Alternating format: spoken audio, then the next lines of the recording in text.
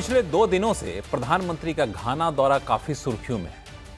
अब आप सोच रहे होंगे कि घाना जाना अचानक इतना अहम क्यों हो गया। घाना की इकॉनमी महज 88 बिलियन डॉलर है, जबकि हमारी इकॉनमी 3.9 ट्रिलियन डॉलर है। हम दुनिया में चौथी सबसे बड़ी इकॉनमी हैं, तो घाना 79वें यानी 79th नंबर पर है। हमारा देश घाना की तुलना में करीब 14 गुना बड़ा है। ऐसा नहीं कि वहाँ के लोग काफ़ी अमीर हैं, उनकी प्रति व्यक्ति आय हमसे भी कम है, $2200। फिर भी घाना हमारे लिए आज की तारीख में अहम हो गया है। क्यों? क्योंकि 30 साल बाद भारत के किसी प्रधानमंत्री का घाना जाना दरअसल दुनिया में तेजी से बदलते समीकरण के बीच एक बड़ा संदेश दे रहा है, और इस संदेश के केंद्र में है चाइना यानी चीन। प्रधानमंत्री मोदी ने घाना के साथ माइनिंग सेक्टर के लिए करार का भी ऐलान किया, जिसके तहत रेयर अर्थ मैग्नेट हम वहां से इंपोर्ट कर सकेंगे आने वाले दिनों में, जिसके लिए अब तक हम चीन पर निर्भर हैं, और चीन इसे भारत भेजने में अब थोड़े बहुत नखरे करने लगा है। रेयर अर्थ तो महज एक उदाहरण है, ऐसे कई उदाहरण आपको मिल जाएंगे जो इस बात के संकेत देते हैं कि चीन हमें अब इस बात की चेतावनी दे रहा है कि अगर हमने चीन से कारोबारी रिश्ते बनाकर नहीं रखे तो वो हमें मुसीबत में डाल देगा। सवाल उठता है कि आखिर चीन हमें ये चेतावनी अब क्यों दे रहा है। अमेरिका के साथ हम जो डील करने वाले हैं, क्या वहाँ से चीन को किसी खतरे का अंदेशा लग गया है, और चीन की चेतावनी से हमें कितने डरने की ज़रूरत है। आज आवाज़ अड्डा में इन्हीं सारे मुद्दों पर खास चर्चा करेंगे। नमस्कार, मैं हूँ लक्ष्मण राय, और चर्चा में हमारे साथ विशेष मेहमान शामिल होंगे जो डिप्लोमेटिक मामले पर काफ़ी पैनी नज़र रखते हैं, चीन के साथ कारोबारी रिश्ते पर पैनी नज़र रखते हैं। उनसे आपका परिचय कराऊंगा, लेकिन पहले ये रिपोर्ट देख लीजिए।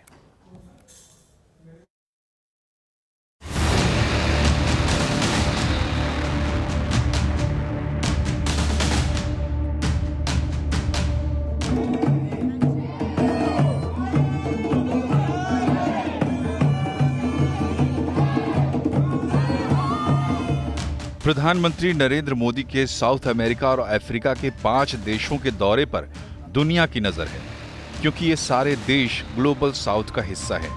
ग्लोबल इकोनॉमी के ताज़ा दौर में ग्लोबल साउथ सबसे इम्पोर्टेंट है, ना सिर्फ ग्लोबल सप्लाई चेन और प्रोडक्शन के लिहाज से, बल्कि मार्केट एक्सेस और सामरिक बढ़त के हिसाब से भी। आने वाले दशकों में इकोनॉमिक ग्रोथ का सबसे बड़ा पोटेंशियल ग्लोबल साउथ में देखा जा रहा है। विकासशील देशों के इस समूह के नेतृत्व को लेकर चीन और भारत का नाम सबसे ऊपर आता है। घाना की संसद में प्रधानमंत्री मोदी ने न सिर्फ ग्लोबल साउथ की क्षमता और अहमियत को रेखांकित किया, बल्कि भारत के संकल्प को भी दोहराया। Institutions created in the last century are struggling to respond. The changing circumstances demand credible and effective reforms in global governance. Progress cannot come without giving voice to the global south. We need more than slogans. We need action. Global south में भारत लोकतंत्र, साझा मूल्यों और क्षमता के विकास पर जोर दे रहा है, जबकि चीन का अभियान कर्ज के बदले लेन देन और व्यापार पर आधारित है। दूसरी तरफ चीन ग्लोबल सप्लाई चेन में वर्चस्व के दम पर बेरोक टोक आगे बढ़ने में विश्वास करता है। अमेरिका के साथ ट्रेड वॉर के चलते चीन अपने व्यापार में फेरबदल कर रहा है, अप्रत्यक्ष तरीके से ट्रेड बैरियर्स तैयार कर रहा है, और इसका सबसे बड़ा निशाना है भारत। उदाहरण के लिए रेयर अर्थ मैग्नेट की 90% सप्लाई चीन के पास है, लेकिन अब वो लाइसेंस और एंड यूज के नाम पर एक्सपोर्ट रोक रहा है। इसके चलते भारत समेत दुनिया भर के देशों की दर्जनों इंडस्ट्रीज संकट में आ गई हैं। इसी तरह स्पेशलिटी केमिकल एक्सपोर्ट पर सख्ती का सीधा टारगेट है भारत। ऐसे कई तिकड़म चीन के हाथ में हैं। तो सवाल उठता है कि चीन के साथ व्यापार में $100 अरब का घाटा उठाकर चल रहे भारत को क्या करना चाहिए। सामरिक तनातनी के बावजूद इतना बड़ा व्यापार बनाए रखने के पीछे क्या मजबूरियां हैं, और ग्लोबल साउथ में चीन के साथ चलते हुए चीन का विकल्प कैसे बना जाए।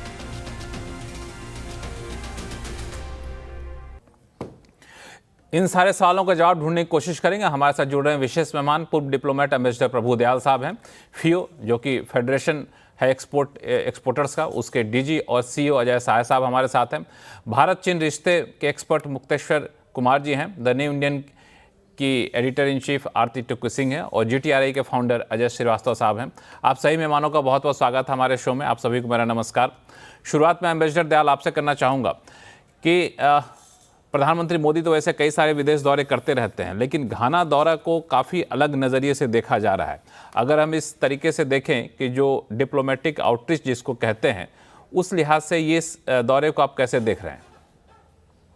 देखिए, प्रधानमंत्री मोदी जी का जो घाना का दौरा है वो कई संबंधों में बहुत महत्वपूर्ण है, लेकिन क्योंकि आज की चर्चा रेयर अर्थ मिनरल्स से संबंधित है तो मैं इसी संबंध में कुछ अपने विचार पेश करना चाहूंगा। देखिए, पिछले कुछ सालों में भारत अमेरिका जैसे बड़े बाजारों में इलेक्ट्रॉनिक्स, खासतौर पर स्मार्टफोन का बड़ा सप्लायर बन गया है और जैसे जैसे भारत की भूमिका बढ़ रही है इन बाजारों में चीन की हिस्सेदारी कम होती जा रही है।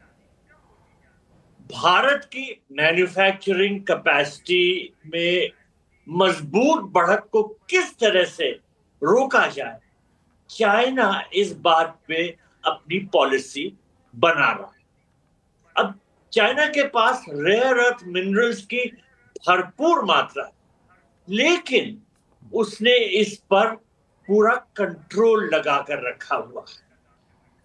भारत के इलेक्ट्रिक व्हीकल प्रोजेक्ट को नुकसान पहुंचा रहा है चाइना। रेयर अर्थ मिनरल्स या रेयर अर्थ मटेरियल्स पर चाइना की ऐसी पॉलिसीज बन गई हैं जो हमारे ऑटोमोटिव और इलेक्ट्रॉनिक्स उद्योग के लिए गंभीर समस्याएं पैदा कर रही है। देखिए, भारत के डिफेंस सेक्टर को जो रेयर अर्थ मटेरियल्स का उपयोग करता है उसको भी नुकसान पहुंच रहा है।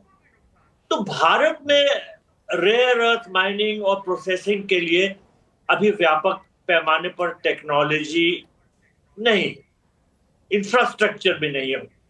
काम हो रहा है, कुछ सालों में हो जाएगा, लेकिन अभी नहीं है।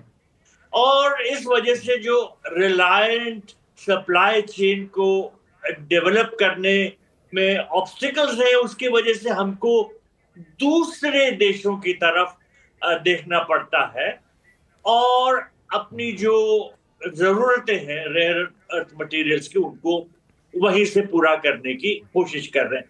तो कहने का मतलब ये है कि भारत रेयर अर्थ मिनरल्स के लिए ऑल्टरनेटिव सोर्सेस को खोज कर रहा है, जिसमें अन्य देश हैं। और इस संदर्भ में प्रधानमंत्री मोदी जी का घाना का दौरा बहुत महत्व रखता है, क्योंकि रेयर अर्थ मिनरल्स की माइनिंग से जुड़ा एक अहम एग्रीमेंट हुआ है। चाइना की मोनोपोली को तोड़ने का हमने अभियान शुरू कर दिया। हालांकि एम्बेसडर दयाल, मैं थोड़ा सा इसको इस तरीके से देख रहा था कि रेयर अर्थ तो सिर्फ एक सांकेतिक है, बहुत तुरंत में रातों रात या महीने भर या फिर 2-4 साल के भीतर भी हम रेयर अर्थ वहाँ से लाना शुरू कर दें, चाइना से बंद हो जाए, ये मुझे थोड़ा सा फिजिबल नहीं दिख रहा। लेकिन चाइना के लिए एक इंडिकेशन के तौर पे ज़रूर देखा जाए कि भारत अब एक विकल्प की तलाश में है। हमारे साथ भारत चीन रिश्तों के एक्सपर्ट हैं युक्तेश्वर कुमार जी। युक्तेश्वर कुमार जी, आप कैसे देख रहे हैं इस आउटरीच को? क्योंकि इसको सिर्फ घाना तक लोग सीमित होकर नहीं देख रहे हैं, ग्लोबल साउथ के तौर पर देख रहे हैं और कहीं न कहीं निशाने पर चीन है, चीन से भी जोड़कर देखा जा रहा है इसे। धन्यवाद लक्ष्मण जी। देखिए, भारत और चीन का रिश्ता ऐसे हो गया है जैसे, और हम तो बिल्कुल पड़ोसी देश ही हैं। लगता है उनसे हमारा संपर्क वहाँ उनसे टूट गया, कुछ नेटवर्क का इशू यहाँ पर है। अजय सहाय साहब हैं। अजय सहाय जी, इस दौरे को तो वैसे डिप्लोमेटिक नज़रिए से ज़्यादा देखा जाता है, लेकिन अब चूंकि कारोबार एक हर दौरे का एक केंद्र बिंदु होता है, तो आप लोगों ने पहली नज़र रखी होगी, अब तक क्या देख पा रहे हैं? देखिए, आपने एक सही बात की है कि यूएस एक बहुत कॉन्शियस मूव कर रहा है, realignment, recalibration of global value chain का बाईपासिंग चाइना। उस कड़ी में इंडिया ही ऐसा कंट्री जिसके पास रिसोर्सेज, कैपेबिलिटी और पोटेंशियल है जो इसमें इंटीग्रेट हो सकता है। और हम देख रहे हैं जिस तरह के अमेरिका के साथ दूसरे देशों के रिश्ते बन रहे हैं, चाहे हम यूरोप की बात करें, चाहे इंडिया की बात करें, या साउथ कोरिया, जापान की बात करें, सब रिश्तों में एक बात जरूर आ रही है कि अगर ये चाइना का कोई मटेरियल यूज होता है प्रोडक्ट में, तो वो देखा जाएगा रूल्स ऑफ ओरिजिन में वो कहाँ तक आ सकेगा। आज आप देखिए, जैसे अभी बात की गई है कि वियतनाम के ऊपर अगर ट्रांसशिप गुड्स होंगे उनमें 40% ड्यूटी लगेगी, तो उसका खाली ये आदि उसका अर्थ नहीं है कि जो गुड्स चाइना या किसी कंट्री के यूएस के थ्रू जाएंगे। अभी हमें देखना होगा, उसमें बहुत सी कुछ ऐसी चीजें होंगी कि अगर चाइना का मटेरियल यूज हो रहा है और उस मटेरियल की वैल्यू एक सर्टेन थ्रेशोल्ड से ऊपर है, तो शायद वो भी प्रभावित हो।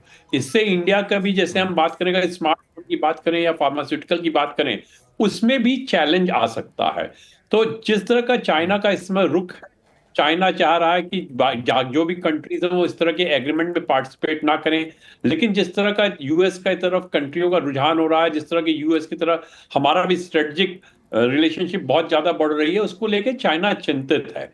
तो जिस तरह के रेयर अर्थ की बात की है, जैसे हमने देखा है पास में भी कि चाइना अब इन स्ट्रेटेजिक मिनरल्स को अब एक तरह से वो एक हथियार की तरह यूज कर रहा है। और तो हमें देखना पड़ेगा कि हमें लॉन्ग टर्म में अपने यहाँ डोमेस्टिक कैपेबिलिटी बनानी पड़ेगी, लेकिन शॉर्ट टर्म में और मीडियम टर्म में हमें अल्टरनेटिव सोर्सेज देखने होंगे।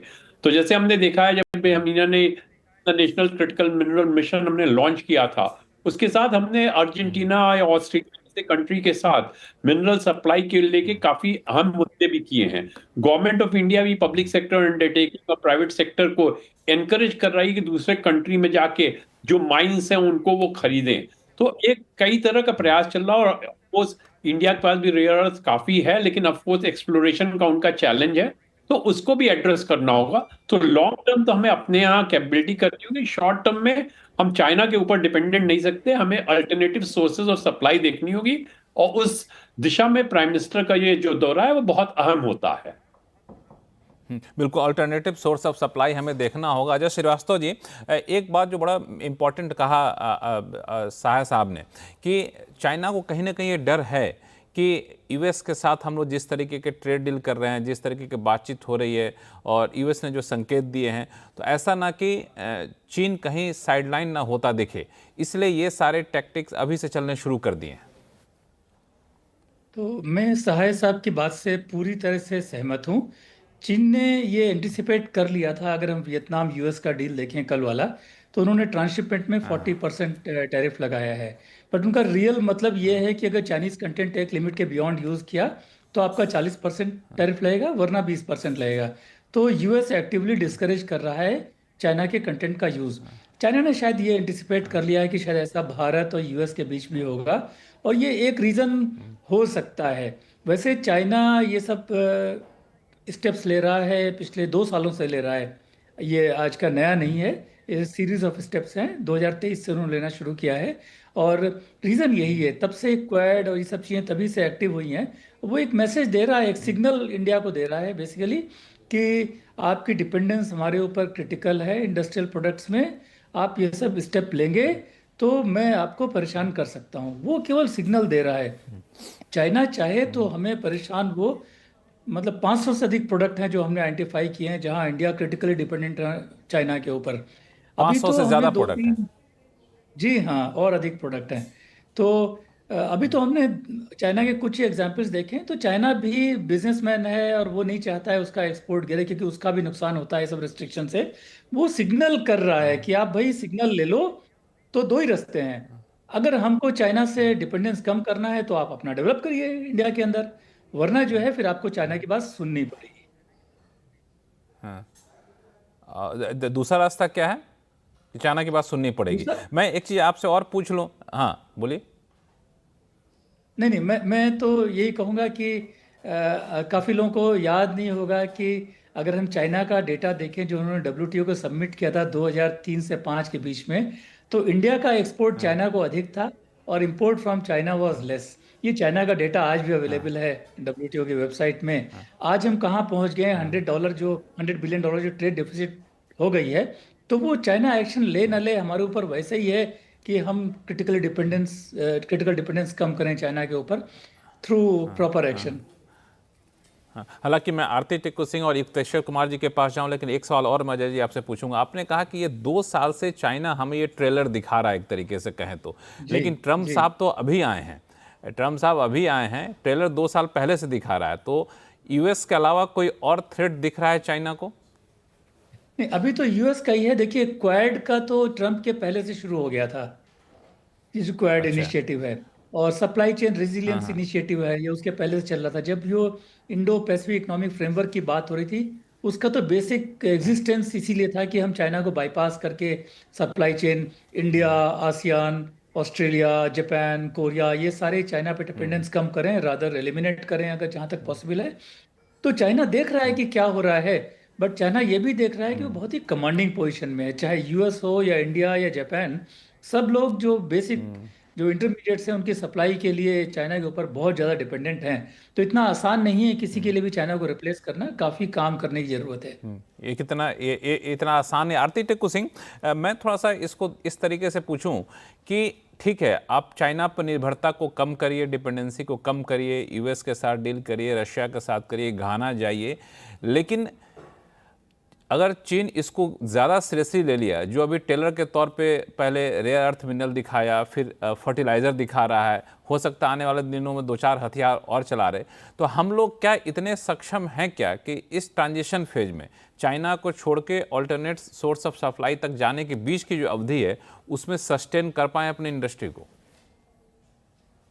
लक्ष्मण जी, ये सवाल आपने बहुत क्रिटिकल पूछा है, और ये सवाल भारत के स्ट्रैटेजिस्ट और जो नेशनल सिक्योरिटी और ओवरऑल जो हमारे एडवाइजर्स है सरकार के, ये सवाल उनको आज से 11 साल पहले या 20 साल पहले, या इनफैक्ट अगर वाजपेयी के बाद जितने भी प्रधानमंत्री आए हैं और जितने भी स्ट्रैटेजिस्ट रहे हैं एस्टैब्लिशमेंट में, ये सवाल उनको तब से करना चाहिए था। क्योंकि मुझे लग रहा है कि बेशक हम ग्लोबल साउथ की बात कर रहे हो, और 11 साल के बाद मतलब घाना अब फाइनली प्राइम मिनिस्टर गए हैं, लेकिन मुझे नहीं लगता है कि हमको किसी इल्यूजन में रहना चाहिए कि हम एक ऐसी सिचुएशन में फंस गए हैं।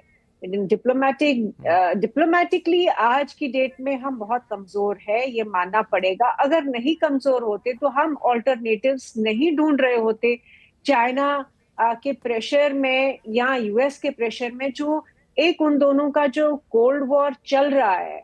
और अगर आपको याद हो, अभी से तो चाइना के साथ हमारा टेंशन नहीं है, 2020 से जो एलएसी पे जो चल पड़ा एक टेंशन, वहां से चल रहा है, मिलिटरली चल रहा है, डिप्लोमेटिकली चल रहा है, और यूएस और चाइना के कोल्ड वॉर के बीच में हम पिस रहे हैं।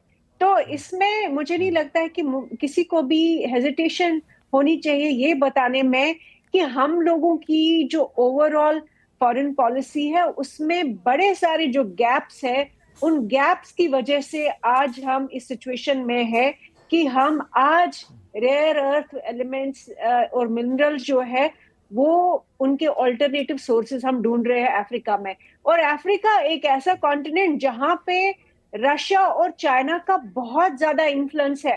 पहले तो कई सालों दशकों तक अमेरिका का इन्फ्लुएंस रहा अफ्रीका में, और जब उन्होंने सारा एक्सप्लॉइट किया, तबाह कर दिया, इतने सारे कॉन्फ्लिक्ट्स अफ्रीका में रहे, उसके बाद रशिया और चाइना की जो एंट्री हुई है पिछले 15-20 साल में अफ्रीका में, अब जाके हम लोग एक इनिशिएटिव ले रहे हैं या ऑल्टरनेटिव ले रहे हैं। तो बहुत इसमें सेल्फ कंग्रेचुलेशन नहीं होनी चाहिए। मुझे नहीं लगता है कि आज की डेट में हमको बहुत उछल के ये कहना चाहिए कि हम विश्व गुरु है या हम अफ्रीका या ग्लोबल साउथ के लीडर बन सकते हैं। दूसरी बात ये कि क्या हम में क्षमता है, इनफैक्ट इवन मतलब सोचना भी, अगर आप चाइना, आपके यहाँ इनफैक्ट आपने आज बहुत अच्छा पैनल लाए हैं, चाइना के एक्सपर्ट्स हैं, इंडिया चाइना रिलेशंस और चाइना के ओवरऑल ग्लोबल ट्रेड में जो एक्सपर्ट्स हैं वो बैठे हैं। जो हम लोगों का गैप चाइनीज इकोनॉमी के साथ है वो बहुत ज्यादा है, उसमें खामियां बहुत ज्यादा है, वो खामियां भरते भरते भरते काफी टाइम लग जाएगा। मैं पेसिमिस्टिक नहीं हूं, मैं ये नहीं कह रही हूं कि इंडिया नहीं कर सकता है, पर मुझे लगता है कि इंडिया ने काफी समय गवा दिया। जो हम इनफैक्ट आज की डेट में कि अगर मुझे बहुत साफ तरीके से कहना हो तो मैं यही मुझे दिख रहा है कि हम यूएस और चाइना के बीच में एक्चुअली यूएस के साथ मोर अलाइंड है। आपके एक पैनलिस्ट ने बहुत अच्छे से समझाया कि जितना ज्यादा इन्फ्लुएंस यूएस की का रहेगा इंडियन फॉरेन पॉलिसी पे या इंडियन ट्रेड पॉलिसी पे, उतना ही ज्यादा चाइना हम लोगों के साथ उतना ही ज्यादा हॉस्टाइल होगा और उतना ही ज्यादा हम लोग जो ट्रेड है या मिलिटरली है या ओवरऑल पूरे एशिया में अगर आप देखें जिस तरह चाइना का इन्फ्लुएंस रहा है, नेपाल जो हमारा सबसे करीबी देश हुआ करता था कभी और जिस शायद एक ही हिंदू नेशन है पूरी दुनिया में, तो उनके साथ भी जो नेपाल एक डिजास्टर हुआ वो आज की बात नहीं है, वो पहले से भी हमने देखा लगातार। आपने एक बात पढ़ा, एक बात आरती आपने बहुत इंपॉर्टेंट कही कि जब तक कि यूएस का इन्फ्लुएंस हमारे पास रहेगा हमारे ऊपर, और जब तक ये अंदेशा होता रहा है कि यूएस चाहता है कि चाइना से हमको दूर करे, तब तक चाइना हमारे खिलाफ ऐसे हथियार चलाता रहेगा। युक्तेश्वर कुमार जी का नेटवर्क खराब हो गया था, जुड़ नहीं पाए थे, अब दोबारा से जुड़े हैं। युक्तेश्वर कुमार जी, आपने कुछ हद तक सुना होगा हमारे बाकी मेहमानों की राय, तो ऐसे में भारत की रणनीति होनी क्या चाहिए? क्योंकि भारत न तो चाइना को पूरी तरह से इग्नोर कर सकता है और ना तो यूएस को इग्नोर कर सकता है। नहीं, हमें तो किसी को भी इग्नोर करना भी नहीं चाहिए। हम तो वसुधैव कुटुंबकम की नीति लेकर के ईस्टर्न फिलॉसफी पर चलते हैं।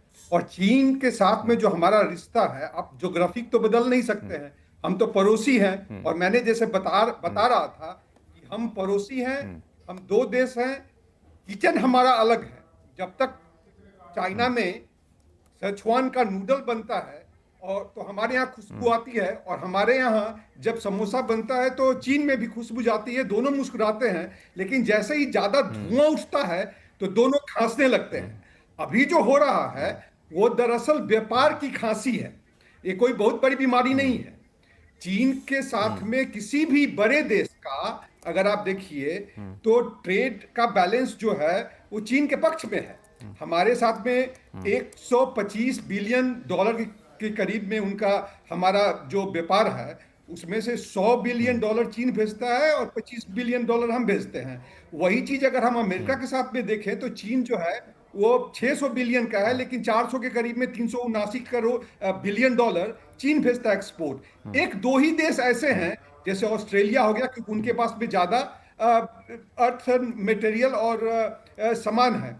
लेकिन अगर चीन ने मशीनें रोक दी, इंजीनियर अपने जो है, जो मैं आज देख रहा था टाइम्स ऑफ इंडिया की रिपोर्ट, और मैग्नेट पे ब्रेक लगा दिया, तो ये बात हुआ कि न खेलूंगा न खेलने दूंगा। लेकिन हमारे देश में जैसा कहते हैं कि दूसरे की बैसाखी पर आप ज्यादा दूर नहीं चल सकते। चीन भले ही मैग्नेट रोक ले, पर भारत का जो जुगाड़ है, भारत की जो तेजी है और भारत की फैक्ट्री की रफ्तार जो है वो अब रुकने वाला नहीं है। जो ये मेक इन इंडिया, अब ये सिर्फ नारा नहीं है, अब यह रोज का सामान है, लोगों की जान है और भारत की शान है। यानी युक्तेश्वर जी, मैं आपकी बात से मैं बिल्कुल सहमत हूँ। मेक इन इंडिया ने काफ़ी प्रगति की है, हम लोग बहुत ज़्यादा ग्रो किए हैं, सबसे तेज़ी से बढ़ती हुई अर्थव्यवस्था भी बन चुके हैं। लेकिन दिक्कत यही होती है कि ये हम लोग अब जाके जो कदम उठा रहे हैं वो बहुत देर कर चुके हैं। लेकिन ऐसा नहीं कि देर कर चुके तब छोड़ दे चाइना को आगे बढ़ लेने दे, ऐसा भी नहीं हो सकता। और मैं भी बहुत आशावादी हूँ। हम लोग ही जब स्कूल के टाइम में थे तो मेड इन चाइना प्रोडक्ट खरीदने से डरते थे, कह रहे मेड इन चाइना बड़ा ही घटिया सा प्रोडक्ट होगा। लेकिन आज की तारीख में हर इक्विपमेंट में मेड इन चाइना इक्विपमेंट लगा रहा था, हर बड़ी बड़ी मशीनों में। तो कुछ एक सालों में ही चाइना ने अपने आप को इतना डेवलप कर लिया, वो क्षमता हम में भी है। लेकिन है कि तत्काल हमारे पास समस्या है, अब रेयर अर्थ मैग्नेट रोक देता है तो हमारे यहाँ बड़ी बड़ी फैक्ट्रियों में उत्पादन ठप हो जाता है, कारें बननी बंद हो जाती है। तो ये एक इमीडिएट इशू होता है। तो हम लोगों को बहुत ही सतर्क होकर के इस रिश्ते को आगे चल के रखना होगा, लॉन्ग टर्म पॉलिसी अपनानी होगी और सामने वालों को भी हमें कुछ हद तक नेगोशिएटिंग टेबल पे रखना होगा। यहाँ पे प्रभुदयाल साहब, आपकी क्या राय है? कि हमको बिल्कुल इस तरह के रिफॉर्म्स करने होंगे अपने ही सिस्टम में, जिनसे पूरी मैन्युफैक्चरिंग प्रोसेस की एफिशिएंसी बढ़ जाए। देखिए, जब मैं न्यूयॉर्क में पोस्टेड होता था, वहां एक बहुत बड़े डायमंड मर्चेंट थे, उनकी फैक्ट्री चाइना में थी। तो मैंने उनसे कहा कि भाई आप गुजराती हैं और भारत में क्यों नहीं आपने ये फैक्ट्री लगाई, आपने चाइना में क्यों लगाई हुई है? उन्होंने कहा कि वहां जो वर्कर है टाइम पे आता है, जब लंच होता है तो बिल्कुल टाइम पे खत्म, लंच होने के वापस आता है, काम शुरू करता है। इसलिए हमने इस तरह का डिसिप्लिन यहाँ नहीं पाया, इसलिए हमने नहीं लगाया। देखिए, बहुत तब से चेंज हो गया है, हमारे इंडस्ट्री में बहुत डिसिप्लिन आ गया है, लेकिन हमें ये जरूर अपने ध्यान में रखना होगा कि किस तरह से हम अपनी मैन्युफैक्चरिंग कैपेसिटी बढ़ाएं, अपने सिस्टम में इंप्रूवमेंट्स करें।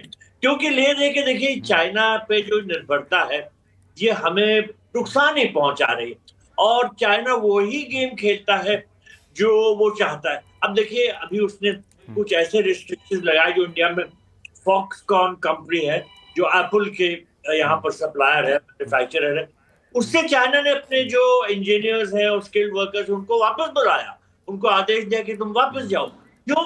क्योंकि वो चाहता है कि भारत में जो ये कंपनी फॉक्सकॉन इतना अच्छा काम कर रही है, उससे एप्पल के इतने संबंध बढ़ते जा रहे हैं, उस पर रोक लगाई जाए।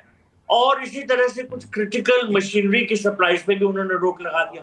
तो चाइना तो हमेशा हमें नुकसान पहुंचाएगा, उसकी नीति में, उसकी नीयत दोनों में खोट है। और इसी वजह से देखिए, वो पाकिस्तान की सहायता करता है कि पाकिस्तान किस तरह से हमें टेररिज्म के थ्रू नुकसान पहुंचाए। तो हमको हर तरह से सतर्क रहना होगा। और ये जो मैन्युफैक्चरिंग एरिया है, इसमें तो जो इम्प्रूवमेंट्स करने हैं, जो हमको रिफाइनमेंट्स करने हैं, वो हम कर सकते हैं, कोई मुश्किल नहीं है। लेकिन चाइना पे डिपेंडेंस कम करनी होगी। और इसीलिए मैंने प्रधानमंत्री मोदी जी का जो घाना का दौरा है उसका जिक्र किया था, क्योंकि जो रेयर अर्थ मिनरल्स का जो अग्रीमेंट वहां हुआ है वो एक स्टेप है। और भी कई कंट्रीज के साथ भारत बातचीत कर रहा है ताकि ये जो रेयर अर्थ मिनरल्स हैं वहां से मिले और चाइना पे हम डिपेंडेंट कम हो, वही हमारे हित में। हालांकि रेयर अर्थ में आप इस चीज़ का भी ध्यान रखेंगे, अगर थोड़ा सा डीप इसमें हम अंदर तक घुसेंगे, चूँकि रेयर अर्थ की बात आपने की, तो इसमें दो बड़ी चीज़ें इंटरेस्टिंग है। पहली बात, जब से चीन को ये पता चल गया है कि इंडिया या दूसरे देश जो है रेयर अर्थ अपने यहाँ या ऑल्टरनेट सप्लाई लेने जा रहे हैं, उसने अपने यहाँ कीमतें कम करनी शुरू कर दी हैं ताकि यहाँ पे बनाना बहुत वायबल हो ही ना। और दूसरी चीज़, सिर्फ माइनिंग रेयर अर्थ की नहीं है, उसके प्रोसेसिंग में भी कई सारे स्टेज है जहाँ पे हम लोग बहुत पीछे हैं, चाइना बहुत आगे निकल चुका है। तो सिर्फ माइनिंग मिल जाना रेयर अर्थ का ही नहीं, उसके प्रोसेसिंग को भी आगे बढ़ाना हमारे लिए एक बड़ा चैलेंज होगा। अजय श्रीवास्तव सर, आपके हिसाब से रेयर अर्थ, फर्टिलाइज़र, ये सब तो एक आध वानगी है, और कौन कौन से ऐसे क्रिटिकल सेक्टर हैं जहाँ पे हमें अभी से तैयारी करनी चाहिए और हम कर सकेंगे? हम बात करते हैं रेयर अर्थ्स की या ऑटो मैग्नेट्स की, तो एक बहुत बड़ी जो सच है उसको हम उसके ऊपर उसको इग्नोर करते हैं। वो ये है कि जो 90% हमारा इंपोर्ट है चाइना से, वो जो है मीडियम और लो टेक्नोलॉजी, उसमें क्या ज़रूरत है हम उनसे nuts, bolts, valves, taps, building hardware और एग्रीकल्चर मशीनरी, पंप्स, कंप्रेसर, ये सारी चीज़ें हम अपने आराम से बना सकते हैं, केवल कॉस्टिंग का थोड़ा फ़र्क है। जब हम हाईटेक चीज़ों की बात करते हैं तो हम एक हेल्पलेसनेस जैसी दिखती है कि ओके टेक्नोलॉजी नहीं है हमारे पास, ये नहीं है, वो नहीं। बट 90% जो इंपोर्ट है वो सारी चीज़ें इंडिया में बनाई जा सकती हैं एफर्ट के लिए। अनफॉर्चुनेटली जो हमने PLI भी किए हैं वो सब बहुत ही हाईटेक एरियाज़ में हैं। इस समय ज़रूरत है इंडिया को कि एक डिसेंट्रलाइज लेवल पर जो 90% इंपोर्ट है इंडस्ट्रियल गुड्स का अक्रॉस मशीनरी, इलेक्ट्रॉनिक्स, केमिकल्स, उसको प्रमोट करने का हमारे पास कैपेबिलिटी है, टेक्नोलॉजी है। हम पहले बनाते थे, अब थोड़े महंगे हो गए हैं इसलिए इंपोर्ट कर रहे हैं। तो फोकस बड़ी चीज़ों पर रहना चाहिए, बहुत अच्छी बात है PLI दे रही है और चीज़ें दे रही हैं, लेकिन वो केवल 10%, 15% हैं। जो 80-85% चीज़ें हैं उन पे फोकस हमारा नहीं है मैन्युफैक्चर करने का। धीरे धीरे वो जो चीज़ हमारे यहाँ बनती थी MSMEs में या मीडियम सेक्टर में, वो सारी हम इंपोर्ट कर रहे हैं, अधिकतर चाइना से इंपोर्ट कर रहे हैं। तो एक नई थिंकिंग मैन्युफैक्चरिंग के लिए हमें होनी पड़ेगी, जिसके बारे में कोई बात नहीं करता है। ये सब नॉन फैंसी चीज़ें हैं, लेकिन हम मंगा रहे हैं। आप सोचिए, पेंसिल मंगा रहे हैं, पेन मंगा रहे हैं, ball point pen, nail cutter, knives, everything is coming from China, nuts, bolts. तो हम तो यही कहेंगे कि हमारा देश है इसलिए हम कह सकते हैं कि इट्स शेम, हम पहले बनाते थे, आज थोड़े महंगे हो गए, हमें फिर से ध्यान देने की ज़रूरत है। और हम कर लेंगे अगर हम चाहेंगे। अभी तक हमने उसके ऊपर फोकस नहीं किया, हम केवल बड़े सेक्टर से फोकस कर रहे नहीं, हैं। लेकिन दिक्कत इन सब दिक्कत पे ये नहीं होती है करना अजय, चाहिए। हाँ, दिक्कत ये होती है श्रीवास्तव सर कि हम बना तो लेंगे, लेकिन हमारे यहाँ कॉस्ट ऑफ प्रोडक्शन जितना होता है उससे तो आधी कीमत पे चीन भेज देता है। अब यहाँ बना के क्या करेगा? अब यही वजह कई सारे मैन्युफैक्चरर तो यहाँ ट्रेडर बन चुके हैं। कोई बात नहीं, तो हमें ऐसी चीज़ आइडेंटिफाई करनी पड़ेगी जो हमको बनाना है। अगर 20% 25% दाम अधिक है तो we should be prepare to pay that price. ऐसा पूरी दुनिया में आज बात हो रही है कि जैसे सोलर सेल्स हैं, पूरी दुनिया का 80% जो है वो चाइना पॉलीसिलिकॉन बनाता है। तो बहुत एक्टिवली बात हो रही है हर बड़े देशों में कि तरीका क्या है। ये सारे लोग पहले बनाते थे, अमेरिका, यूरोप, अभी नहीं बना रहे हैं क्योंकि चाइना ने सस्ता कर दिया। वो कह रहे हैं we should be prepare to pay higher price, कुछ समय के लिए हमें देना पड़ेगा। तो ऐसे प्रोडक्ट के लिए हमको भी देना पड़ेगा। और मैंने कहा टेक्नोलॉजी ये इंपॉर्टेंट है पॉइंट कहा हमारे आपने, पास कहा में, कि हमें, हाँ, ज़्यादा हमारे पास कीमत टेक्नोलॉजी चुकाने के लिए है। तैयार रहिए अगर आपको, हाँ, और लंबे प्राइस जो लंबे है समय तक चलना 3-4 है साल ही इकोनॉमी। अधिक हाँ, रहेगा। उसके बाद में जब स्केल प्रोडक्शन शुरू हो जाएगा तो प्राइस हमारा चाइना से नीचे आएगा। हमारी जो है वेजेस कम है उनसे, और काफ़ी फैक्टर्स हमारे लिए जो है जो फेवर करते हैं लो एंड मीडियम टेक्नोलॉजी में। हमें शुरुआत करनी है, हमने शुरुआत ही नहीं की, हमने इग्नोर कर दिया है सारी चीज़ों को। हमने शुरुआत ही नहीं की, हमने इग्नोर कर दिया सारी चीज़ों को। अब हमें थोड़े से कुछ 2-4 साल के लिए सही ज़्यादा कीमत चुकाने के लिए तैयार रहना पड़ेगा। अजय साय साहब, इंडस्ट्री तैयार है ऐसे चीज़ों के लिए? देखिए, कुछ सेक्टर की जैसे बात करें, जैसे परमानेंट मैग्नेट की बात हो रही है, तो उसमें गवर्नमेंट भी कंसिडर कर रही है कि इंडिया में जो मैन्युफैक्चरिंग होगी उसकी कॉस्ट चाइना के कंपैरिजन में बहुत हाई रहेगी, और शायद जो डिफरेंशियल प्राइस है वो गवर्नमेंट देख रही है किस तरह की बजटिंग करके उसको इंडस्ट्री को पे बैक कर सकती है। दूसरी चीज, जैसे अजय श्रीवास्तव ने जिन कही, मैं टोटली एग्री करता हूँ। इनिशियल पीरियड में हो सकता है कि because of lack of scale हमारी कॉस्ट ऑफ मैन्युफैक्चरिंग ज्यादा रहे। पहले गवर्नमेंट को देखनी चाहिए ऐसी क्या फैक्टर जो इंडियन मैन्युफैक्चरिंग को अनकॉम्पिटिटिव बना रहे हैं, गवर्नमेंट को उनको एड्रेस करना चाहिए। स्केल का अगर इश्यू है तो थोड़े टाइम के लिए या तो कंज्यूमर उसको बेयर करे या गवर्नमेंट उसको बेयर करे, सो दैट स्केल मिले। अगर आप देखिए पीएलआई स्कीम का उसमें जो इंसेंटिवाइजेशन दिया हुआ है, उसका भी यही ऑब्जेक्टिव है कि हम 5 साल के लिए उनको सपोर्ट कर रहे हैं, जैसे वो एक स्केल ऑब्टेन कर लें और उसके बाद वो अपने ऊपर हो जाए। शायद हमें ये चीज जैसे बात की है और सेक्टर्स में ये करने की जरूरत है, but at the same time ये भी देखना होगा क्या फैक्टर्स है जो इंडियन मैन्युफैक्चरिंग को बिसाइड स्केल अनकॉम्पिटिटिव कर रहे हैं, उनको भी एड्रेस करने की इक्वली जरूरत है। इक्वली ज़रूरत है। ऐसा है कि अजय श्रीवास्तव साहब ने रिक्वेस्ट किया था कि मुझे 8:30 पे निकलना है, इसलिए एक सवाल उनसे पूछ लेता हूं कि उनको किसी दूसरी मीटिंग में जाना है, फिर बाकी हम लोग चर्चा का आगे जारी रखेंगे। अजय श्रीवास्तव जी, चर्चा ये हुई थी हम लोग शो के शुरू में कि चाइना कहीं ना कहीं इस बात से भी को भी नोटिस कर रहा है कि यूएस के साथ जो ट्रेड डील होनी है उसमें, जैसा कि अभी ताइवान के साथ हुआ, ऐसा ना हो कि चाइना के साथ दूरी बनाने वाली कुछ ऐसी शर्तें रख दी जाएं तो अभी से ही वो हम कह सकते हैं कि हम लोगों को चेतावनी भरे संकेत देने शुरू कर दिए। तो आपको लगता है जो यूएस के साथ ट्रेड डील होगी, भारत इस बात का ख्याल रखेगा कि सीधे तौर पर ऐसे कोई प्रावधान ना हो उस ट्रेड डील में जिससे चाइना से हमें इंपोर्ट करने पर रोक लगानी पड़े या फिर उसमें कोई कटौती करनी पड़े? देखिए, भारत तो ख्याल रखेगा क्योंकि ये भारत के नुकसान में है, क्योंकि हमें चाइना का इंटरमीडिएट प्रोडक्ट हम यूज़ करते हैं काफ़ी प्रोडक्ट्स में। अगर हम सोलर पैनल यूएस को एक्सपोर्ट करते हैं तो सोलर सेल हम चाइना या वियतनाम से मंगाते हैं, तभी उसको इम्प्रूव करके भेजते हैं वहाँ। तो हमारे लिए है। अब यूएस कितने हद तक ये बात सुनता है कि नहीं सुनता है, वियतनाम के केस में तो लगता है उसने नहीं सुनी है। तो इंडिया तो चाहेगा कि ऐसी कोई कंडीशन ना हो। ये बड़ा क्रिटिकल मामला है। आरती टिक्कू सिंह, इस पे आप नजर डाली हैं? ये संभव है ये कि ये मामला फंस सकता है यहाँ पे?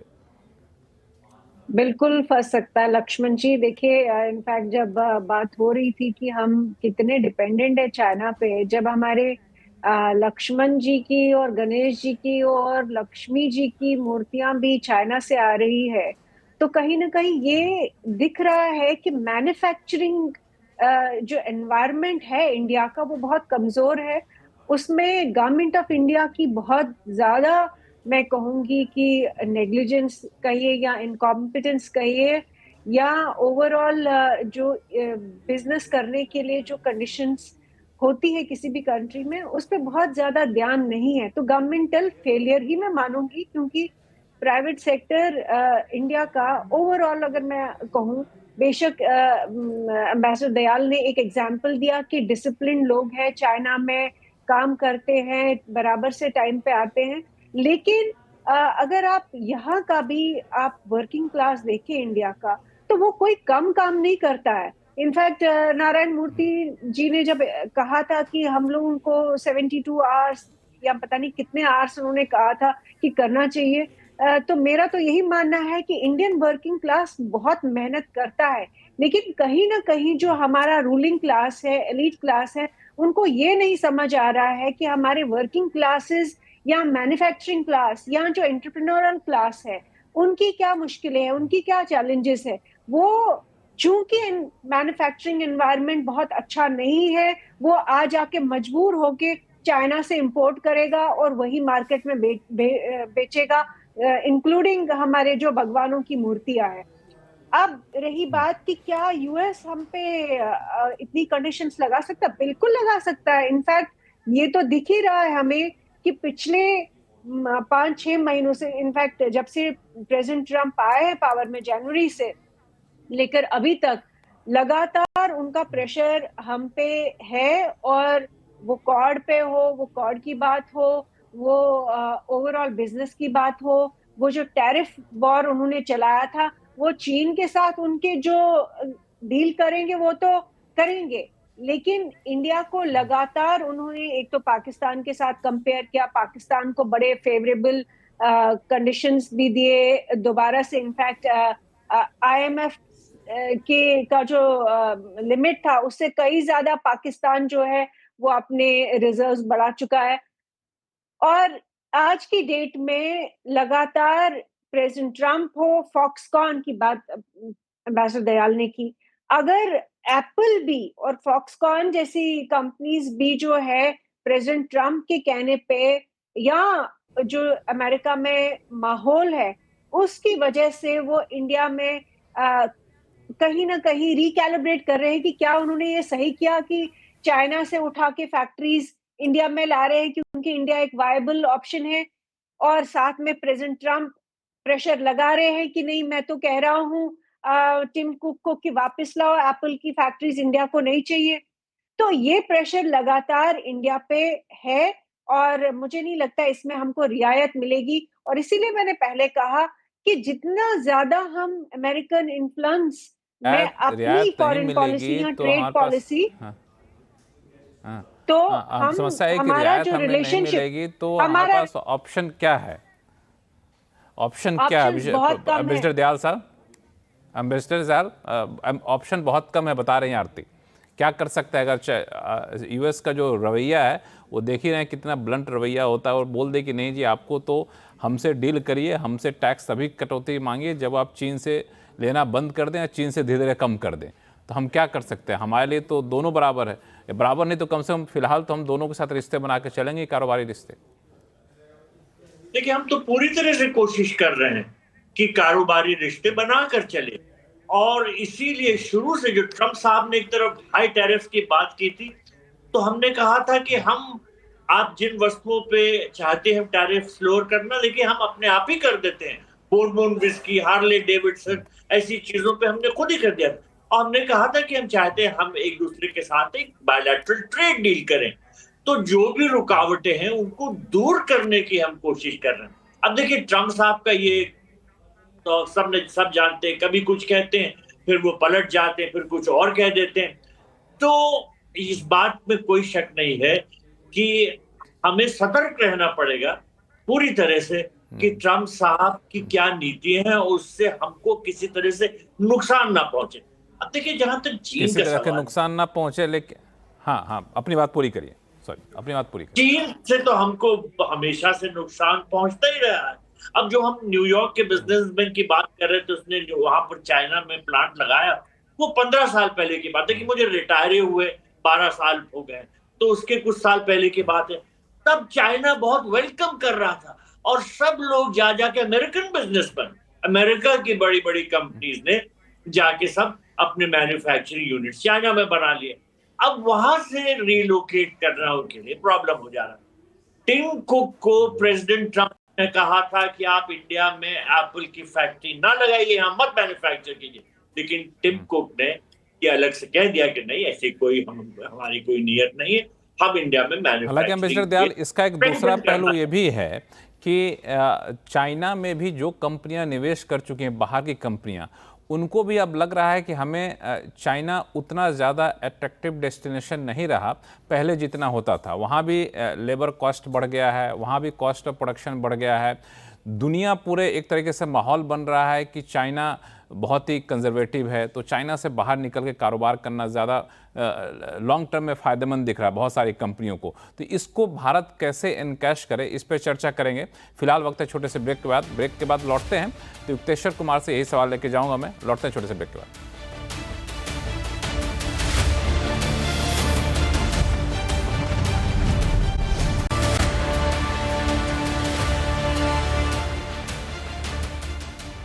ब्रेक के बाद एक बार फिर से आपका स्वागत है। युक्तेश्वर कुमार जी, जैसा कि हम लोग चर्चा कर रहे थे चीन को लेकर के, तो चीन में अब स्थिति जो पहले 5 साल पहले थी, 10 साल पहले थी, उतना ज़्यादा अट्रैक्टिव डेस्टिनेशन चीन रहा नहीं।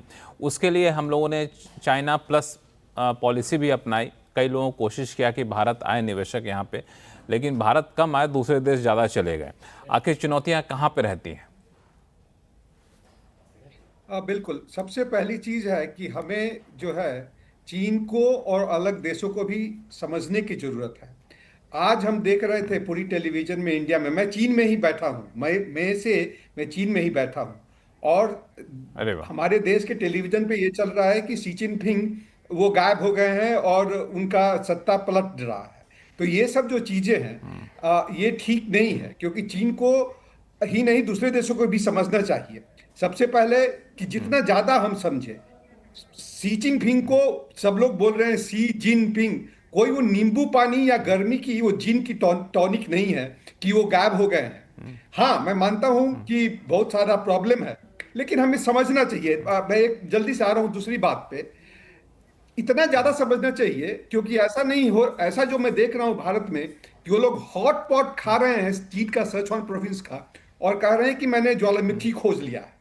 अब रही बात कि चीन से हम कैसे अलग हों, तो सबसे बड़ी चीज है भाई साहब की बात बड़ी सीधी। हमेशा हमें, जैसा अभी हमारे पैनलिस्ट बोल रहे थे, कि हम मेड इन चाइना का सहारा हमें छोड़ना पड़ेगा। अब समय आ गया है कि घर की मुर्गी जो दाल बराबर की जो सोच था, उसको हटा करके घर की मुर्गी को असली हीरो बनाया जाए। तो हम क्या कर सकते हैं? पहला, हमें आत्मनिर्भरता का तड़का लगाना पड़ेगा, कोई स्लोगन नहीं है। दूसरा, छोटी मछलियां जो हैं उनको बड़ा बनाइए। अपने लघु कुटीर और मझोले उद्योगों को इतना खाद पानी दीजिए कि वो भी इंटरनेशनल मछलियां पकड़ने के लिए तैयार हो। मतलब अपना बनिया भी अलीबाबा टाइप का कुछ बना दे। तीसरा, एक देश एक जुनून देसी अपनाओ। हमारे पैनलिस्ट भी कह रहे थे कि हाँ, आप देखिए 1978 से पहले हमारी इकोनॉमी चाइना से बढ़िया थी। आज से 40-45 साल पहले reform and open door policy आया चाइना में 1978-79 के बाद में तंग शाओपिंग का, और उसके बाद में चीन इतना मजबूत हुआ है। लेकिन अब चूंकि चीन में 40 साल से एक बच्चे वाला जो उनका पॉलिसी था, तो यहाँ पे भी काफी लोगों की कमी हो जाएगी। यहाँ पे भी वेजेज जो है इतने बढ़ गए हैं कि धीरे धीरे चीन की सामानें न तो टिकाऊ रहेंगी और महंगी भी हो सकती है। तो जैसे चीन ने अपने ऐप बनाए, हम भी अपना चाइनीज ऐप, चैट और समोसा स्नैप और लस्सी लाइक जैसा देसी अपना ऐप्स बनाए। अपने जो मसाले हैं, जो टेक्नोलॉजी है, हमारा आईआईटी और आईआईएम, तो उसको हम बड़ी बात करें। तो जो मेरा निष्कर्ष है, जो देसी वो सच्चा, जो चीनी वो कच्चा। तो यही मेरा निष्कर्ष है कि जो है नहीं, इसके बिल्कुल आपने सही कहा। और इसकी तरफ made in India, Atmanirbhar Bharat, ease of doing business जैसी बहुत सारे लोकल फॉर वोकल कई सारे ऐसे स्कीम यहाँ पे चल रही है। अजय सहाय साहब, आप लोग अभी क्या सोच क्या रहे हैं? चूँकि आप तो कई सारे एक्सपोर्टर से बातचीत कर रहे होंगे, कई सारे इंपोर्टर से आपकी बातचीत हो रही होगी, तो जो अभी ग्लोबल सिनेरियो बना है, एक तरफ यूएस के साथ ट्रेड डील होने वाली है, यूएस ने एक आध देशों के साथ किया, उसकी झलक आपको मिल ही गई है। चीन जो इस तरह की हरकतें कर रहा है वो भी आप लोग देख रहे हैं। तो अभी आप लोगों के यहाँ चल क्या रहा है? आप लोग क्या सोच रहे हैं कि क्या हो जाए तो ज़्यादा अच्छा रहेगा? देखिए, एक चीज मैं ये क्लियर करना चाहूंगा कि इंडिया अपने इंटरेस्ट को सेफगार्ड कर रहा है। ये कहना कि इंडिया अमेरिका के साथ जाएगा, ये एकदम सही नहीं। India at the same time Russia के साथ जा रहा है। आप देख रहे हैं, अभी सेट किया गया था जो कंट्री रशिया से ऑयल लेंगे उनके पर 500% ड्यूटी होगी। और इंडिया ने क्लियर किया पहले भी कि अगर इंडिया ने रशिया से ऑयल ना लिया होता तो ग्लोबल ऑयल प्राइसेस इतनी ज्यादा हो जाती कि इसकी हर इकॉनमी पे फर्क पड़ता है। तो मैं ये नहीं कहता, ऑफ कोर्स आज की डेट में कोई कंट्री कोई प्रिंसिपल स्टैंड नहीं लेता, हर आदमी अपना स्टैंड लेके चलता है। तो अगर यूएस की ट्रेड डील में हमें फायदा है तो हमें करना चाहिए। एट द सेम टाइम अगर चाइना से कोई रिश्ते बना के हमें फायदा है तो हमें उधर भी देखना चाहिए। जहां तक चाइना का सवाल है, जैसे पहले पैंतीस ने किया था, चाइना लॉन्ग टर्म में अब कॉम्पिटिटिव नहीं रहेगा। वन चाइल्ड नॉर्म्स की प्रॉब्लम है, हाई वेजेस की प्रॉब्लम है, स्ट्रिक्टर पॉल्यूशन नॉर्म्स की प्रॉब्लम, जिससे कंपनीज को बोला है कोस्टल एरिया से इंटीरियर चले जाओ, उनकी लॉजिस्टिक्स कॉस्ट बढ़ गई है। हमने ये भी देखा है कि चाइना में एक तरफ से जो यूथ है वो मैन्युफैक्चरिंग में भी नहीं आना चाहता है। तो ये एक अपॉर्चुनिटी क्रिएट हो रही है।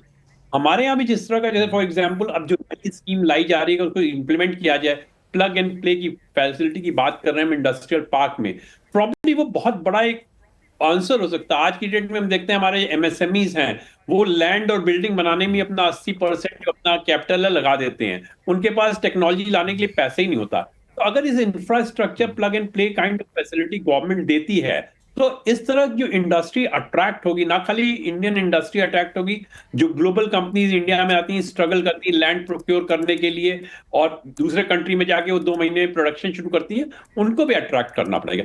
एक बहुत बड़ा एक जो हमने लेसन लेना चाहिए वो ये रेसिप्रोकल टैरिफ से आया है। और जो लोग बहुत लोग बात कर रहे हैं पिछली बार इंडिया का एडवांटेज नहीं मिला था, इसका एक बहुत जो लेसन है वो ये है कि जो ग्लोबल कंपनीज हैं वो अपनी मैन्युफैक्चरिंग अक्रॉस कंट्री, वो कहीं पे कंसंट्रेट नहीं करेंगे, ना वो चाइना में कंसंट्रेट करेंगे ना वियतनाम में करेंगे। और इसमें अपॉर्चुनिटी इंडिया को इस समय बहुत ज्यादा है। आज की डेट में आप देखिए नॉन फुटवेयर जितनी लेदर की हैं वो सब इंडिया में आ गई हैं। तो अपॉर्चुनिटी इंडिया के लिए क्रिएट कर रही है। कुछ जो हमारी चैलेंजेस हैं उन चैलेंजेस को भी हमें अट्रैक्ट करना चाहिए। शायद रिक्वायरमेंट ये है कि इंडस्ट्री और गवर्नमेंट को काफी क्लोजली रह के उन इश्यूज को एड्रेस करना चाहेगा। बहुत जगह हमने देखा है कि इंडस्ट्री उसको आर्टिकुलेट नहीं कर पाती, गवर्नमेंट जो पॉलिसी बनाती है उन चीजों को एड्रेस नहीं कर पाती। तो अगर इस तरह की इंडस्ट्री और गवर्नमेंट की पार्टनरशिप होगी तो लॉन्ग टर्म के लिए इंडिया एक बहुत बड़ी अपॉर्चुनिटी इंडिया के पास आ रही है। दरअसल मैं आरती के पास जाऊंगा, लेकिन एक छोटे से सवाल मैं और आपसे पूछूंगा। चूंकि आपने बड़ा इंटरेस्टिंग सा कहा कि रेसिप्रोकल टैरिफ वाला जब मामला आया तो लोग अब कंपनियां अपने आप को डाइवर्सिफाई कर रही हैं अपने मार्केट को, तो अब भारत भी एक बड़ी अपॉर्चुनिटी है। तो मैं थोड़ा सा और डीप में जाके आपसे पूछूं कि अपॉर्चुनिटी आपको कहाँ दिख रही है, किस सेगमेंट में दिख रही है जो भारत की अपनी खूबसूरती को अडॉप्ट करता हुआ दिखे? देखिए, अपॉर्चुनिटी हर सेगमेंट में आ रही है। अगर आपकी देश की आज बात करें वियतनाम की, वियतनाम में अनएम्प्लॉयमेंट रेट 2% पे आ गया है। तो वियतनाम के पास लेबर नहीं बचा है। चाइना के जो सेक्टर्स हैं जिसमें हाई टैरिफ यूएस डालेगा, चाइना अगेन उनको रिलोकेट करेगा वियतनाम। तो कंट्रीज के पास अब ऑप्शन नहीं है। इंडिया के पास हमेशा ऑप्शन था कि we are a big market, और अब जिस तरह की पीएलआई स्कीम आई है ग्लोबल, इंडिया को हब भी यूज करना चाह रही है। तो मेरा कहने का मतलब ये है कि पहली बार हम उसको एनकैश नहीं करा पाए तो ये कंक्लूजन नहीं लेना चाहिए कि इस बार भी नहीं करा पाएंगे। ऑफ कोर्स मैं एग्री करता हूं, अपॉर्चुनिटी बार बार नहीं आएगी, और इस बार की अपॉर्चुनिटी जो आई है उसको हमें एनकैश कराना चाहिए। और इसके लिए इंडस्ट्री और गवर्नमेंट दोनों को एक पेज पे आना पड़ेगा, एक दूसरे के कंसर्न और प्रॉब्लम को, चैलेंजेस को समझना पड़ेगा। चैलेंजेस को समझना पड़ेगा। आपने वियतनाम की बात की, आरती टेकु सिंह, मैं आपसे थोड़ा समझूं इसको कि वियतनाम के साथ जो यूएस ने ट्रेड डील की है, ऐसे समय में जब भारत के साथ भी ट्रेड डील होने की बातचीत चलेगी, कुछ ही दिन में ट्रेड डील की घोषणा हो जाएगी, तो ये हम लोगों के लिए क्या संकेत दे रहा है यूएस और वियतनाम का ट्रेड डील? लक्ष्मण, पहले तो ये कि अपॉर्चुनिटीज तो हमेशा हर हाल में हर किसी के पास होती है। सवाल ये है कि क्या आप उस अपॉर्चुनिटी को ग्रैब करते हैं। जब हम कहते हैं कि हाँ, इंडिया और चाइना एक वक्त पे दोनों इकोनॉमीज बराबर की थी, लेकिन चाइना भी इकोनॉमिक लिबरलाइजेशन की तरफ बढ़ा और हम भी बढ़े, लेकिन उनकी ट्रैजेक्टरी देखिए और हमारी ट्रैजेक्टरी देखिए, उन्होंने एक अपने आप को कैपिटलिस्ट भी नहीं बोलते, लेकिन जिस तरह से उस सिस्टम ने इकोनॉमिक लिबरलाइजेशन का फायदा उठाया, उस तरह से हम लोग नहीं उठा पाए। ये एक्नॉलेज करना बहुत जरूरी है। ये बहुत अच्छा नहीं लगता है सुनने में, लेकिन सच्चाई यही है कि हमने अपॉर्चुनिटीज खोई है। दूसरी बात, अगर आपको याद हो कि कोविड के बाद सारी दुनिया में यही बात चल रही थी और इंडिया में बहुत इसका एंथुसियाज्म था कि वेस्ट जो है वो ग्लोबल सप्लाई चेन्स जो है वो शिफ्ट करेगा, इन्वेस्टमेंट्स जो उनकी चाइना में थी वो डाइवर्सिफाई करेगा। और बहुत उम्मीद यही थी कि बहुत बड़ी बड़ी जो इन्वेस्टमेंट्स चाइना में रही, इनफैक्ट यूएस ने ही और वेस्ट ने ही की 30 साल इकोनॉमिक लिबरलाइजेशन के बाद चाइना में, वो सारी इन्वेस्टमेंट इंडिया आएगी। वैसा हुआ नहीं। वो अपॉर्चुनिटी जो थी वो डिवर्सिफाई होके फिलीपींस गई, वियतनाम गई, थाईलैंड गई, साउथ ईस्ट एशिया की बहुत सारे मार्केट्स और बहुत सारी कंट्रीज में वो सारी फैक्ट्रीज, वो इंडस्ट्रीज वो लग गई। अब तीसरी बात कि ये कहना कि हाँ हमारे पास इस वक्त भी अपॉर्चुनिटी है, इसमें कोई संदेह नहीं है। हर सिचुएशन में जब आपका फेलियर भी होगा, आपके पास उस वक्त भी एक कोई ना कोई अपॉर्चुनिटी दिखेगी आपको, आप ऑल्टरनेटिव्स आपके पास होंगे। लेकिन क्या किसी भी, मैं कहूंगी ये सिर्फ इस सरकार का नहीं, मैं कहूंगी पिछले 20 साल का प्राइम मिनिस्टर वाजपेयी के बाद से लगातार हम देख रहे हैं एक सिस्टमैटिकली बार बार हम अपॉर्चुनिटीज खो रहे हैं। जब आप कह रहे हैं कि आज की डेट में हम लोग मैन्युफैक्चरिंग कर सकते हैं, लेकिन वो एनवायरनमेंट में बार बार इसी बात पे आऊंगी। आप वियतनाम जाइए, आप वियतनाम का इंफ्रास्ट्रक्चर देखिए।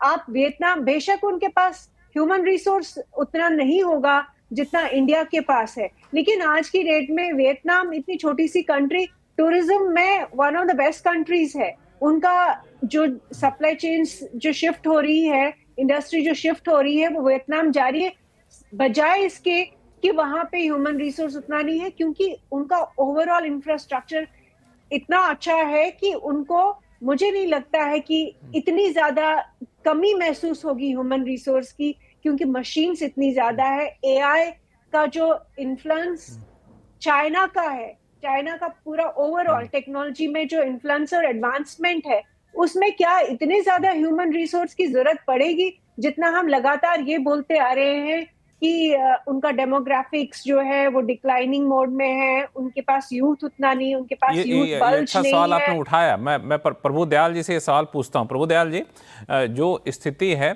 जिस तरह के टेक्नोलॉजी में ये लोग काफ़ी आगे निकल चुके हैं, तो ये सारे फैक्टर वाकई उनको अभी डिस्टर्ब करेंगे लॉन्ग टर्म में चल के? देखिए, ये इसमें कोई दो राय नहीं हो सकती कि दुनिया बहुत कम्पिटिटिव है। इसमें अनेक देश हैं जो रेस में लगे हुए हैं, और हम सोचते हैं कि हम सबसे काबिल हैं, हम ही जीतेंगे, तो ये गलत बात है। हमको अपने में कमियां देखनी होगी। लेकिन मैंने पहले कहा था कि वो जो हमारे न्यूयॉर्क के दोस्त थे, उन्होंने ये कहा कि हम इंडिया में नहीं लगा रहे हैं क्योंकि यहाँ पर आपकी जो वर्कफोर्स है ये इनडिसिप्लिन है। डिसिप्लिन तो हमारी सोसाइटी में है ही नहीं। आप लोग चाइना जरूर गए होंगे, मैं वहां गया हूं 2 बार। मैंने देखा कि देखिए, जो सड़कें हैं उस पे जो ट्रैफिक चलता है बिल्कुल लेन में चलता है, कोई ऑपोजिट साइड से नहीं आ जाएगा। 1 वे स्ट्रीट है यहाँ इंडिया में, ऑपोजिट साइड। तो हमारे खुद में डिसिप्लिन है ही नहीं, तो वो कल्चर, हमारे वर्क कल्चर में कैसे डिसिप्लिन बन सकता है? तो हमको बहुत सेल्फ इंप्रूवमेंट करना है। सरकार कुछ ही हद तक कर सकती है, लेकिन लेने के बाद हर हिंदुस्तानी पे, हर भारतवासी पे जाती है कि आप क्या कर सकते हैं। और हमको हर तरह से ये कोशिश करनी होगी कि अगर हम अपने देश को अच्छा बनाएं, जो हमसे हो सकता है वो करें, तभी हम ये कह सकते हैं कि हम रेस में आगे। चलिए, तभी हम कह सकते हैं हम रेस में आगे। एक आखिरी सवाल युक्तेश्वर जी आपसे, चूंकि शो का समय खत्म हो रहा है, संक्षिप्त में बताइएगा कि अभी इमीडिएट सबसे बड़ा जो चैलेंज कह लें या फिर बड़ा इवेंट है, वो आप इंडिया यूएस ट्रेड डील को लेकर के आप किस तरह से इसको देख रहे हैं? बिल्कुल चैलेंज है, क्योंकि ट्रंप जो हैं वो अपनी बात सोचते हैं। सबसे पहला उनका स्लोगन ही रहा है ट्रंप का कि भाई अमेरिका फर्स्ट। लेकिन भारत को बढ़िया से, हमारे पास सबसे बढ़िया चीज है कि हमारे पास टैलेंट की कोई कमी नहीं है। हमारे जो ऐसा डिप्लोमैट करते हैं, हमारे जो युक्तेश्वर जी, मैं थोड़ा सवाल को घुमा देता हूं, क्योंकि अभी अचानक से फिर ध्यान आया कि आप अभी चाइना में बैठे हुए हैं। चाइना में इस पूरे डेवलपमेंट को कैसे लोग देख रहे हैं? वहां के अखबार, वहां के लोगों से आप बातचीत कर रहे होंगे यूएस ट्रेड डील को। बिल्कुल, मैं रोज बात करता हूं, और चीन में मैं शायद 60 बार आया हूं, 60 टाइम्स। और पेकिंग यूनिवर्सिटी में चीन के बड़े बड़े प्रोफेसरों के साथ में बैठता हूं। अभी 2-3 लेक्चर भी दिया और थिंक टैंक में भी गया हूं। तो सबसे पहली बड़ी बात है कि चीन के लोग भी बड़ा घबराए हुए हैं, क्योंकि इनकी इकोनॉमी जो है इनकी खराब है। देखिए, चीन का जो पॉपुलेशन है वो करीब करीब 1.4 बिलियन है। इन्होंने घर बना लिए हैं करीब करीब 700 मिलियन। इनको चाहिए घर केवल 500 मिलियन, क्योंकि एक घर में 2.6 आदमी रहता है।